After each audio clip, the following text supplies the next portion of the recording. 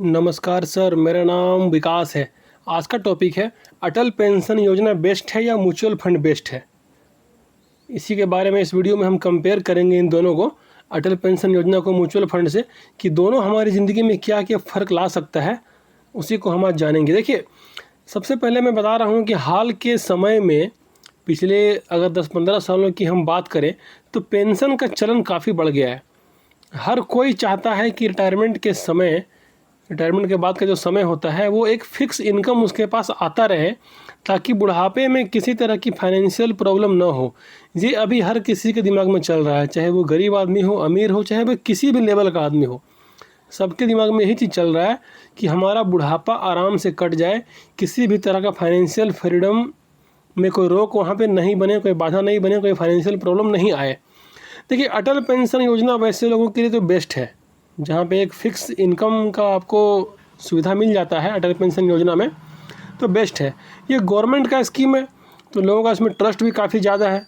और ये स्कीम जो है ना, वो हमेशा सेफेस्ट वाला स्कीम है, क्योंकि इस स्कीम में पैसा कभी आपका डूबेगा नहीं, क्योंकि ये गवर्नमेंट का स्कीम है।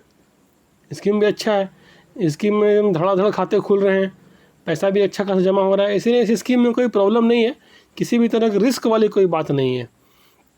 बट आज हम कंपेयर करेंगे क्या, अटल पेंशन योजना और म्यूचुअल फंड को। क्योंकि आप अटल पेंशन योजना तो अगर आपने चालू किया है तो अच्छी बात है, मैंने भी चालू किया है, मैं भी कर रहा हूँ, 2017 से मैं कर रहा हूँ। बट वही अटल पेंशन योजना और म्यूचुअल फंड, इन दोनों को हम आज कंपेयर कर लेते हैं। देखिए, सबसे पहली चीज़ क्या है अटल पेंशन योजना में, कि मंथली कंट्रीब्यूशन जो है ना वो फिक्स है। आपको 5,000 रुपया प्रति मंथ लेना है 60 साल के बाद, तो आपका एक एज के हिसाब से कंट्रीब्यूशन फिक्स कर दिया जाता है, 500, 600, 700, वो जैसा आपका एज है उसी तरह से इसका आप चार्ट देखिएगा। बट वहीं पे अगर आप म्यूचुअल फंड की ओर आप शिफ्ट करते हैं तो मंथली जो कंट्रीब्यूशन है वो यहाँ फ्लेक्सिबल है, आप उसे अपने मर्जी के अनुसार घटा या बढ़ा सकते हैं। यदि आपको लगे कि मैं थोड़ा सा और सक्षम हो गया हूँ तो भाई उसे आप बढ़ा सकते हैं। यदि आप 1,000 रुपये की SIP कर रहे हैं तो आप 2,000 रुपये कर दीजिए, 3,000 का कर दीजिए। या तो अगर आपको लगे कि हमारी इनकम कम हो गई है, मैं पहले 5,000 का कर रहा था, इनकम थोड़ी बीच में गड़बड़ हो गई है, कम हो गई है, तो उसे मुझे रोकना है तो 2,000 का कर दीजिए। कम करना है, रोकना है, बीच में यदि स्टॉप करना है तो स्टॉप भी हो जाता है। देखिए, एक बार यदि अटल पेंशन योजना स्टार्ट हो गया ना, तो पैसा बीच में रिडीम नहीं होगा। और म्यूचुअल फंड में क्या फ्लेक्सिबिलिटी है कि कभी भी पैसा आपका रिडीम हो जाएगा। भाई बीच में अगर ज़रूरत पड़ गया, पैसा तो मेरा ही था ना, रिडीम नहीं होने वाला बात कौन सा है, कि जब पैसा मेरा है, लगाया मैंने है, तो पैसा नहीं मिलेगा, ये बात थोड़ा समझ से परे है। पैसे लोगों को मिलना चाहिए। भाई पैसे का कभी अगर कुछ इमरजेंसी पड़ जाए, आकस्मिक कुछ ऐसा हो जाए, तो पैसा तो आदमी को चाहिए ना।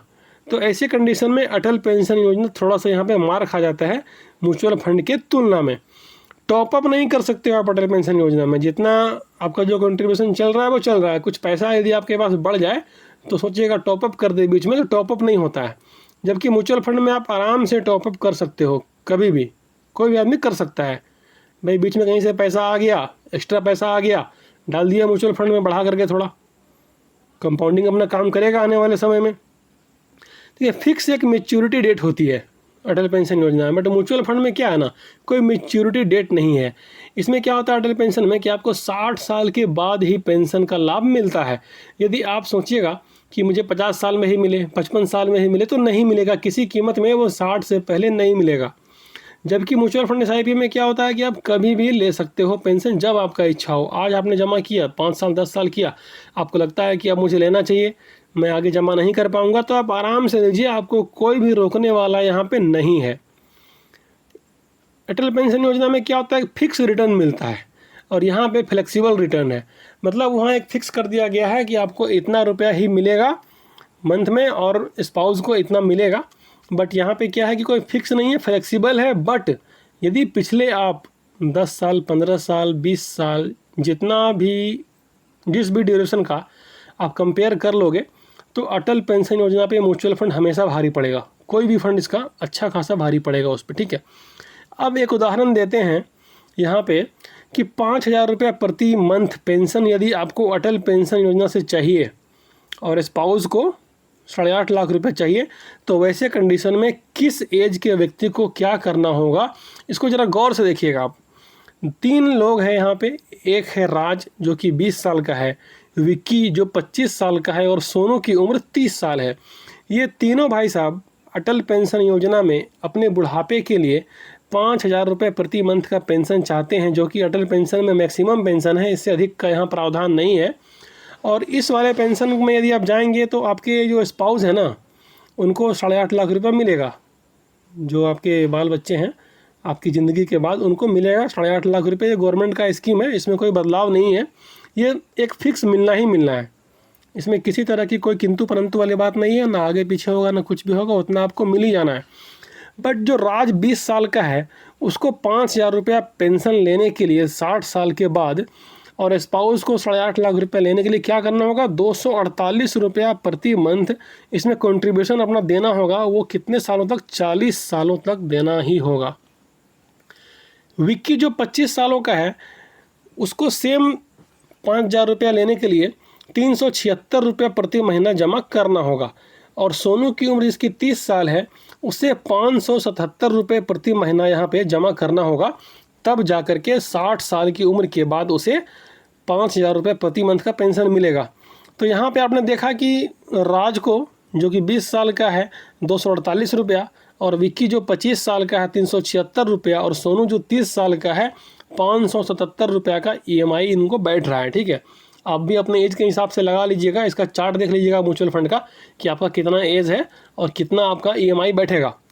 तो यहाँ पे देखिए क्या हो रहा है, राज का जो टोटल कंट्रीब्यूशन गया वो 1,19,040 रुपया जमा किया राज ने। विक्की जो 25 साल का था वो जमा किया अगले 35 साल तक, तो उसने 1,57,920 रुपये जमा किया।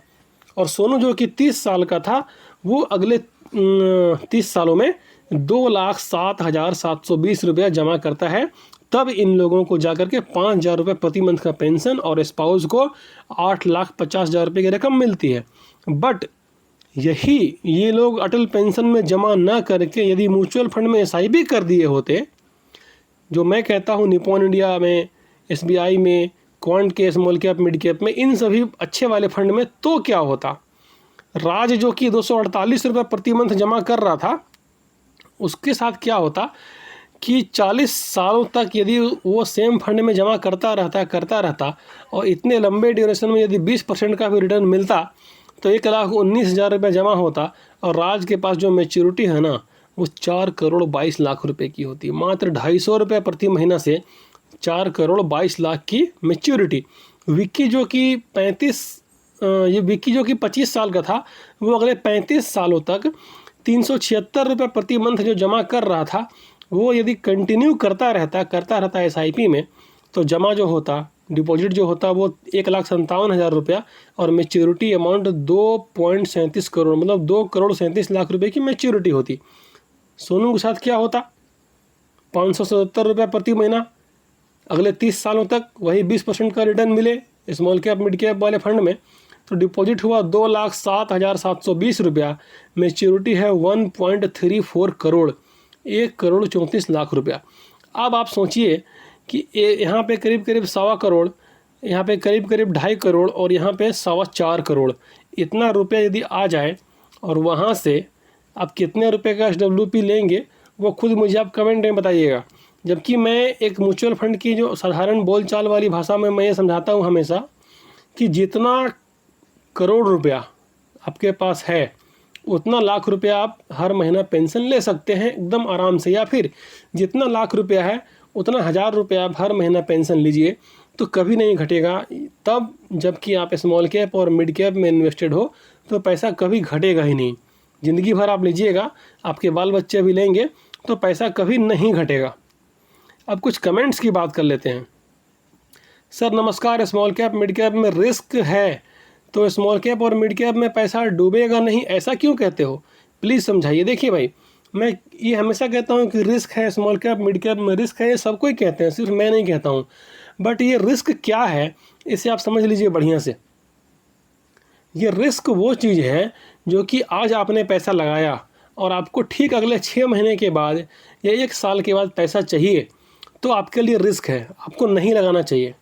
वैसे कंडीशंस में आपको क्या करना चाहिए, बैंक के एफडी आरडी में पैसे को रखिए साल 6 महीने के लिए और वहाँ से फिर ले लीजिए, कोई दिक्कत नहीं है।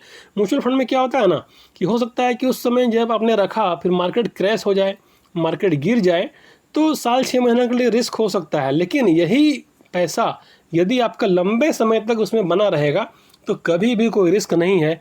प्रीवियस रिकॉर्ड कहता है कि लंबे समय में स्मॉल कैप मिड कैप ने शानदार रिटर्न दिया है। जो भी आदमी इसमें लंबे समय में इन्वेस्टेड रहा है वो छप्पर फाड़ के मिला है, इसमें कहीं कोई शक नहीं है। एक सब्सक्राइबर भाई सवाल पूछ रहे हैं कि sir I want to invest in ICICI prudential small cap 250 index, it is similar as SBI small cap 250 index. ये कह रहे हैं कि मैं ICICI के 250 इंडेक्स में इन्वेस्ट करना चाहता हूँ, ये तो SBI का 250 इंडेक्स के सिमिलर है, इक्वल ही है। I have already invested in SBI small cap fund, ये SBI के स्मॉल कैप फंड में इन्वेस्ट कर चुके हैं और ये ICICI की 250 स्मॉल कैप में इंडेक्स में इन्वेस्ट करना चाहते हैं। देखिए, यदि आप SBI के स्मॉल कैप में इन्वेस्टेड हो और 250 इंडेक्स वाला फंड लेना है और ICICI का यदि आप लेने का सोच रहे हैं तो कोई दिक्कत नहीं है, दोनों सिमिलर है, ये आपकी बात बिल्कुल सही है। जितने भी 250 इंडेक्स वाले फंड है ना, चाहे वो ICICI का हो, SBI का हो, निपॉन का हो, HDFC का हो, जिसका भी हो, लगभग सारा के सारा सिमिलर है। 250 इंडेक्स वाले फंड सब लगभग इक्वल ही रिटर्न देते हैं और लगभग सबका एक ही शेयरों में पैसा लगा हुआ है, इसीलिए कोई भी ले लीजिए सब इक्वल ही रहेगा। 0.5%, 0.25% इस टाइप का आगे पीछे हो सकता है अलग अलग AMC में, लेकिन लगभग रिटर्न सेम रहेगा। Sir one request please, quant small cap fund direct growth कैसा है ये बताइए। भाई ये बहुत अच्छा फंड है, शानदार रिटर्न दे रहा है, खास करके कोविड के बाद का जो दौर चला है उसमें ये वाला फंड काफ़ी अच्छा परफॉर्म कर रहा है। अभी हाल में ही आपने इसके बारे में सुना होगा कि इसमें थोड़ा सा कुछ प्रॉब्लम आया था, कुछ इसके फंड मैनेजर ने कुछ बातें, पर्सनल बातें लीक की थी, बट इन सब बातों से भाई कोई फ़र्क नहीं पड़ने वाला है। और ये म्यूचुअल फंड की इंडस्ट्री में ये कोई पहली बार नहीं हुआ है, ये वाला केस HDFC के साथ, एक्सिस के साथ और ICICI के साथ, सबके साथ हो चुका है। तो ये कोई पहला केस नहीं है और ये ऐसा भी कोई केस नहीं है कि यहाँ से वो डूब जाता, डर जाता, भाग जाता या इन्वेस्टर्स का पैसा डूब जाता। जो लोग उसमें कंटिन्यू बने हुए हैं आज भी वो अच्छा पैसा उनको रिटर्न मिल रहा है। सर पोस्ट ऑफिस में PLI पर मंथ 6,000 रुपया है, 2 साल हुआ है, 2047 तक मैच्योरिटी है, अभी क्या करूं?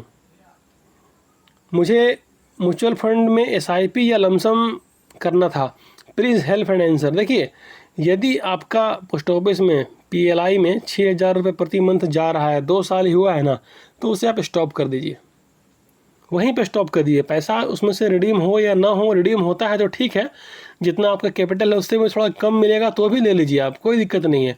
बट आपके पास अभी लंबा समय है, 2047 तक उसकी मैच्योरिटी है ना, तो वहाँ तक, उस समय तक यदि आप स्मॉल कैप और मिड कैप में 6,000 रुपये प्रति मंथ लगाते रहे तो आपके पास इतना अच्छा कॉर्पस बन जाएगा कि आपको खुद पे यकीन नहीं होगा।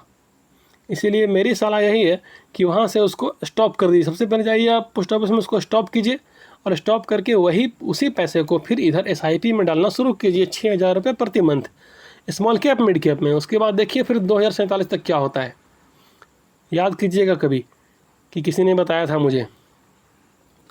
मार्केट तो ऊपर है लेकिन उस हिसाब से मार्केट वैल्यू कम है, पावर ऑफ कंपाउंडिंग कितने सालों में काम करता है? भाई आप जो सवाल पूछ रहे हैं ना, इससे एक बात तो फिक्स है कि आप यदि मार्केट में इन्वेस्टेड हो भी तो बहुत कम समय से हो। मार्केट में जो भी आदमी समय बिताएगा पैसा वही बनाएगा, इसका सीधा सा फंडा है। जो समय नहीं बिताएगा उसके पास पैसा नहीं बन सकता है। यदि आपके पास समय है लंबा तो ही आप मार्केट में आइए, म्यूचुअल फंड में पैसा लगाइए। यदि आपके पास साल 2 साल के लिए करना है तो प्लीज़ इस कैटेगरी में मत आइए, इस इंडस्ट्री में आइए ही मत, ये आपके लिए है ही नहीं। आपके लिए क्या है, बैंक का FD में रखिए पैसा, RD में रखिए, साल 2 साल 6 महीने के लिए, वो बेस्ट रहेगा।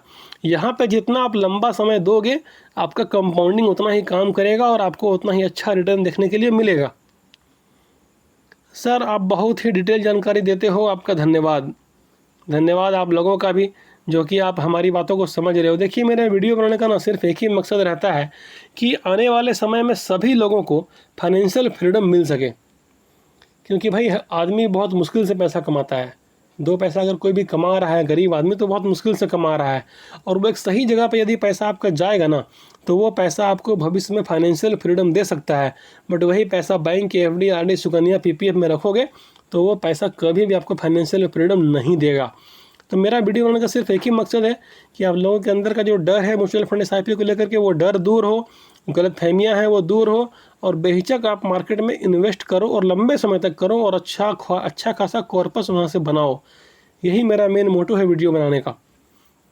म्यूचुअल फंड एसआईपी के बारे में अगर कुछ जानना है तो आप मुझे इस नंबर पर व्हाट्सअप कर सकते हैं। यदि वीडियो पसंद आई तो वीडियो को लाइक करें, शेयर करें। चैनल पर नए हैं तो चैनल को सब्सक्राइब करें। मिलते हैं आपसे अगले वीडियो में, तब तक के लिए बाय।